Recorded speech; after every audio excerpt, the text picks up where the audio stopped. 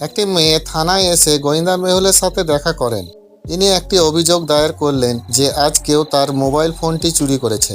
তিনি আরও বলেছেন যে যখন সে বুটিক থেকে কেনাকাটা করে বাইরে এসেছিলেন তখন কোনো মুখোশধারী লোক তার মোবাইল ছিনিয়ে নিয়ে পালিয়ে যায়। মেহুল সিসিটিভি ফুটেজগুলো পরীক্ষা করে দেখলেন। মেহুল তিনজন সন্দেহভাজনকে শনাক্ত করলেন।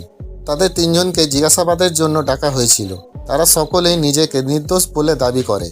মেহুল তাদের তিনজনের কাছে থেকে ফোন নেয় এবং তিনি সঙ্গে সঙ্গে চোরকে শনাক্ত করে। আপনি কি অনুমান করতে পারলেন কে চোর হতে পারে?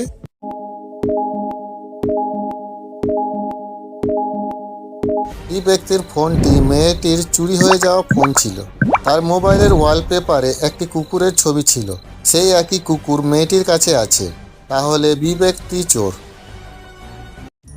যদি আপনি গল্পগুলো পছন্দ করেন তো দয়া করে লাইক, সাবস্ক্রাইব করুন আর বেল আইকনটি প্রেস করবেন। আর হ্যাঁ, কমেন্ট করতে ভুলবেন না।